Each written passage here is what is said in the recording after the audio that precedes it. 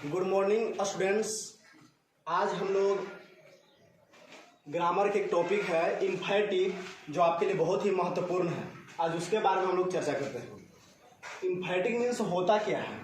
Emphatic means होता है बलदायक या जोरदार। इम्फैटिक मीन्स क्या होता है? बलदायक या जोरदार। अब ये बलदायक क्या है या जोरदार क्या है? तो किसी भी कथन पर, किसी भी स्टेटमेंट पर बल लगाकर बोलना या उस पर जोर से बोलना, वही बलदायक है।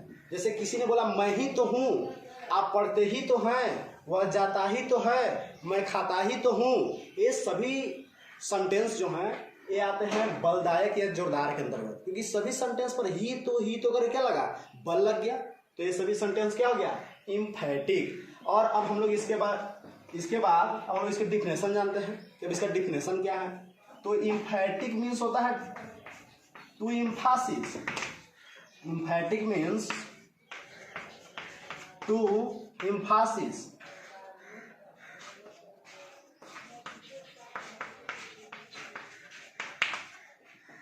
और फोर्स ऑन एनी सेंटेंस।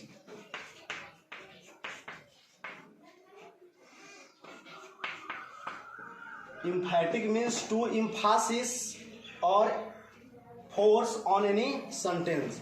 अर्थात ये हुआ कि किसी कथन पर बल देना या जोर देना इम्फैटिक कहलाता है।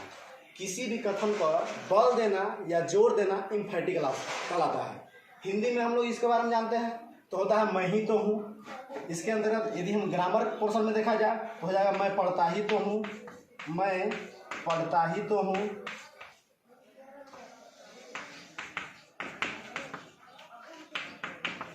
वह जाता ही तो है, वह खाता ही तो है। ये सभी सेंटेंस जो है इम्फैटिक के अंतर्गत है। कोई जरूरी नहीं है कि एकदम ये तो लगल रहेगा, कभी कभी अवश्य भी लग जाएगा कि मैं अवश्य पढ़ता हूँ, मैं जरूर पढ़ता हूँ, वह जरूर जाता है, वह अवश्य पढ़ता है, वह अवश्य जाता है। ये सभी सेंटेंस इम्फैटिक में आ जाएंगे, क्योंकि इस पर भी सेंटेंस पर क्या हो रहा है? बल लग रहा है। तो इम्फैटिक हम लोग अब डिफिनेशन जान गए। इम्फैटिक कहते किसको ये भी जान गए। इम्फैटिक के अंदर किस तरह के वाक्य आते हैं ये भी जान गए आप लोग। तो अब हम लोग इसको जानते हैं बनाने के, आखिर किस सेंटेंस के इम्फैटिक बनते हैं। तो इम्फैटिक के अंतर्गत 3 तरह के वाक्य आते हैं। इम्फैटिक के अंतर्गत 3 तरह के वाक्य आते हैं और उन्हीं 3 तरह के वाक्यों का इम्फैटिक बनाया जाता है। वो 3 तरह के वाक्य कौन कौन से हैं तब उसके बारे में जानते हैं। उसके बाद हम लोग एक एग्जाम्पल, तो हिंदी समझे, इंग्लिश एग्जाम्पल समझ जाएंगे।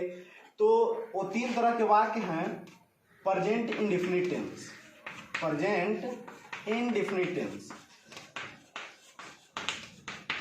Present indefinite tense. दूसरा हो गया आपका पास्ट इंडेफिनिट टेंस,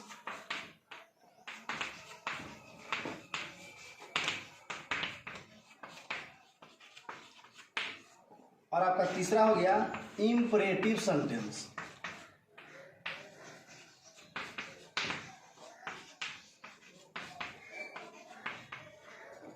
देखिए इम्फैटिक के अंतर्गत 3 तरह के वाक्य आते हैं। प्रेजेंट इंडेफिनिट टेंस, जिसको सिंपल प्रेजेंट टेंस भी कहते हैं, पास्ट इंडेफिनिट टेंस, जिसको सिंपल पास्ट टेंस भी कहते हैं, और इंपरेटिव सेंटेंस, जिसको आदेशात्मक वाक्य कहते हैं। इस सेंटेंस जो है ना, एडवाइस, आदेश, रिक्वेस्ट इत्यादि सभी का बोध होता है। तो चलिए यही 3 तरह के वाक्यों का इम्फैटिक बनता है। और इन 3 तरह के सेंटेंस का इम्फैटिक कैसे बनता है तब उसके रूल्स जानेंगे। तो ये आप लोग क्लियर हो गया कि 3 तरह के वाक्यों का इम्फैटिक बनता है। और अब इसके आगे हम लोग चर्चा करते हैं कि अब कैसे बनता है, कैसे बनाया जाता है, इसके रूल्स के बारे में जानते हैं। तो देखिए रूल्स क्या है। यदि वाक्य प्रेजेंट इंडेफिनिट टेंस का रहे, यदि सेंटेंस इम्फैटिक बनाने के बस बिल्कुल ही आसान नियम है, बिल्कुल आपको आसान तरीके से समझ में आएगी। देखिए प्रेजेंट इंडेफिनिट टेंस का यदि वाक्य रहे तो प्रेजेंट इंडेफिनिट टेंस की इम्फैटिक बनाने के लिए केवल हम डू या डज का प्रयोग करते हैं। प्रेजेंट इंडेफिनिट टेंस का यदि इम्फैटिक रहे तो उसको बनाने के लिए, उस वाक्य को इम्फैटिक बनाने के लिए डू और डज का प्रयोग करते हैं।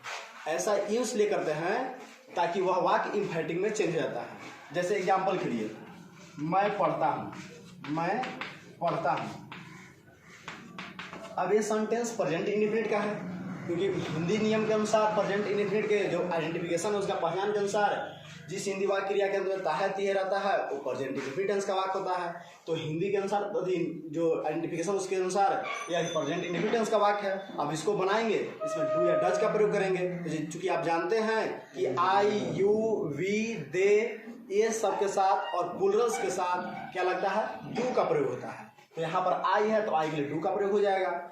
और ही, सी, ईट, नेम और सिंगुलर्स के साथ डज का प्रयोग होता है।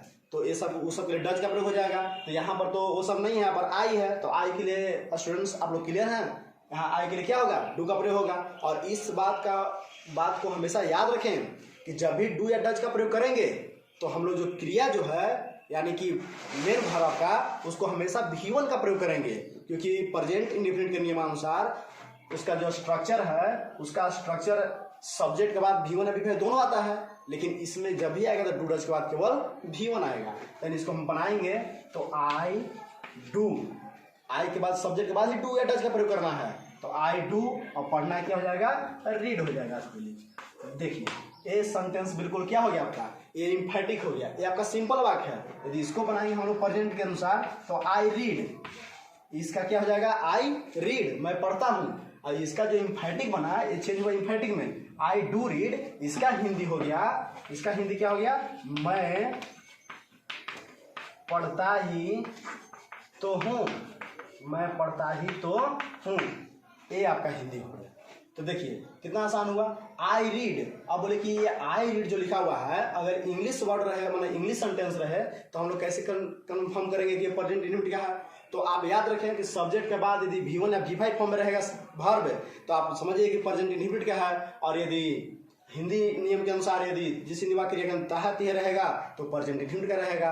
तो यदि हिंदी में रहेगा तो उसको हम लोग बना देंगे, तो उसका इस तरह से अगर आपको एम्फैटिक बनाने के लगेगा, मैं पढ़ता ही तो हूँ तो आई डू रीड, वह जाता ही तो है तो ही डज गो, है कि नहीं। और उसके बाद यदि ऐसे रहेगा कि आई रीड तो हाँ थोड़ा सा आपको प्रॉब्लम होगी। प्रॉब्लम्स क्या होगी कि रीड जो है एक ऐसा वर्ब है जिसका V1 और V2 फॉर्म जो है दोनों सेम होता है। तो वहां पर आपको थोड़ा सा प्रॉब्लम खड़ा करेगा कि यहाँ पर समझ में नहीं आ रहा, क्लियर नहीं कर रहा है कि आई रीड ये प्रेजेंट इंडेफिनिट का है कि आई रेड लिखा हुआ है पास्ट इंडेफिनिट का है, ये थोड़ा सा प्रॉब्लम करेगी। तो प्रॉब्लम कुछ नहीं करेगी, आपको लगेगा कि यह प्रेजेंट इंडेफिनिट का है तो उसे प्रेजेंट इंडेफिनिट के अभी एम्फैटिक में चेंज कर दीजिए उसके अनुसार। और यदि आपको लग रहा है कि पास्ट इंडेफिनिट में है तो आप आई डिड रीड का प्रयोग कीजिए, वो भी आपका सही है।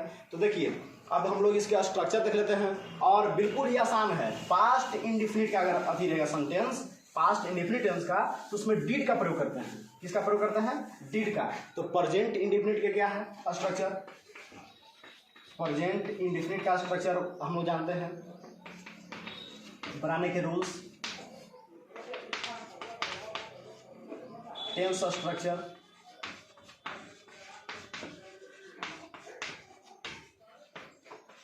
टेंस स्ट्रक्चर क्या है, सब्जेक्ट प्लस V1 या V5 प्लस ऑब्जेक्ट या OW, ये आपका टेंस स्ट्रक्चर हो गया। आपका एम्फैटिक स्ट्रक्चर क्या हो जाएगा, एम्फैटिक स्ट्रक्चर वो आपका हो जाएगा सब्जेक्ट प्लस डू या डज प्लस V1 और प्लस ऑब्जेक्ट या OW। देखिए ये आपका टेंस स्ट्रक्चर है, सब्जेक्ट के बाद V1 या V5 रहेगा। जैसे यहाँ पर आपको हम बोल रहे हैं you speak, you speak, you speak, ये आपका सेंटेंस हो गया यू स्पीक। आपका ये टेंस स्ट्रक्चर पर है, आपका एम्फैटिक में चेंज करना है तो क्या करेंगे यू, इसके बाद यहाँ पर देखिए डू या डज का यहाँ पर यूज करना है। तो हम जानते हैं कि आई वी यू दे एवं प्लूरल्स के साथ डू का प्रयोग होता है, तो यू के साथ यहाँ पर डू का प्रयोग हो जाएगा, तो यहाँ पर डू लिख दिए। इसके बाद आगे क्या है V1, तो यानी कि यहाँ पर आपका V1 है, इसको जस्ट मतलब सेम बाई सेम उतार देंगे। यदि यही अगर आपका यहाँ पर एस लगा रहता इसमें V5 रहता तो हम उसमें से एस हटा देते, बस यही आपको याद रखना है। तो इस तरह से आपका ये प्रेजेंट इंडेफिनिट टेंस का क्या हो गया, एम्फैटिक बनाने के रूल्स हो गए। और हमको जहाँ तक उम्मीद है कि आप लोग सभी को समझ में आ रहा होगा। कोई प्रॉब्लम्स, अगर कोई प्रॉब्लम्स रहे तो आपको और अच्छे तरीके से आपको बता दिया जाएगा। चलिए आपका प्रेजेंट इंडेफिनिट का हो गया। अब हम लोग जल्दी से पास्ट वाला देख लेते हैं।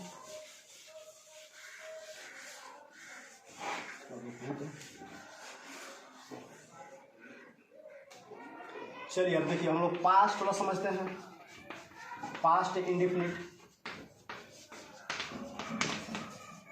पास्ट इंडेफिनिट टेंस के जो इम्फेटिक बनते हैं वो कैसे बनते हैं उसके समझते हैं। तो देखिए इसका टेंस स्ट्रक्चर क्या होता है। टेंस स्ट्रक्चर जो होता है आपका वो आपका होता है सब्जेक्ट, उसके बाद V2, उसके बाद ऑब्जेक्ट, आपका है ना होता है, एकदम क्लियर है। और इसका वॉइस अभी इसका जो इम्फेटिक स्ट्रक्चर है, इम्फेटिक स्ट्रक्चर इसका होता है subject plus did plus V1 और प्लस ऑब्जेक्ट या OW। देखिए अभी है क्या, देखिए हम लोग जानते हैं कि पास्ट इंडेफिनिट का स्ट्रक्चर जो है सब्जेक्ट के बाद V2 आता है, सब्जेक्ट के बाद वर्ब का दूसरा रूप आता है, उसमें हेल्पिंग वर्ब नहीं आता है तो निगेटिव स्ट्रक्चर में आता है, निगेटिव सेंटेंस में आता है। और इसलिए इम्फेटिक टेंस के जब उसको इम्फेटिक में मैंने कन्वर्ट करते हैं तो सब्जेक्ट के बाद डिड का प्रयोग करते हैं। किसका प्रयोग करते हैं? डिड का प्रयोग। और उसके बाद जब डिड जब आपका हो गया तो इसके चलते जो है यहाँ पर V1 फॉर्म का प्रयोग होता है, V2 प्रयोग नहीं होता है इम्फेटिक में। हमेशा याद रखें प्रेजेंट इंडेफिनिट टेंस कभी बनाएंगे तो डू या डज के बाद क्या प्रयोग करेंगे? हमेशा V1 का प्रयोग करेंगे। और पास्ट का बनाएंगे तो डिड के बाद हम लोग किसका प्रयोग करेंगे? तो हमेशा V1 का प्रयोग करेंगे, V2 का प्रयोग नहीं करेंगे। जैसे हम लोग बनाते हैं आई वेंट, मैं गया, आई वेंट। अगर इसको हम चेंज करेंगे इम्फेटिक में तो क्या हो जाएगा? तो I did went, I did went. यानी कि अगर इसको हम देखा जाए सेंटेंस तो आई वेंट आपका क्या है? ये आपका सिंपल वाक्य है, साधारण वाक्य है, मैं गया। और आई डिड वेंट मतलब मैं गया ही तो, है कि नहीं? तो ये या मैं अवश्य ही गया या मैं गया ही तो इस तरह के वाक्य जो है आपके सारे इम्फेटिक सेंटेंस के अंदर आते हैं। और इस तरह से हम लोग प्रेजेंट इंडेफिनिट और पास्ट इंडेफिनिट टेंस का इम्फेटिक इस तरह से चेंज करते हैं। बस करना कुछ नहीं है। प्रेजेंट इंडेफिनिट में यही याद रखना है कि सब्जेक्ट के बाद डू या डज का प्रयोग करना है इम्फेटिक बनाने के लिए, और उसके बाद हमेशा V1 का प्रयोग। और पास्ट इंडेफिनिट का अगर वाक्य रहे तो उसमें जो है सब्जेक्ट के बाद डिड का प्रयोग करना है और वर्ब जो है आपका V1 फॉर्म डिड के बाद यूज करना है बस। और इस तरह से सारे डाउट्स क्लियर ना? कोई तरह के प्रॉब्लम्स बच्चों आप लोग को नहीं? चलिए तो हम लोग आज इतना क्लियर कर लिए, एक टॉपिक में इतना हम लोग जान लिए, बहुत है।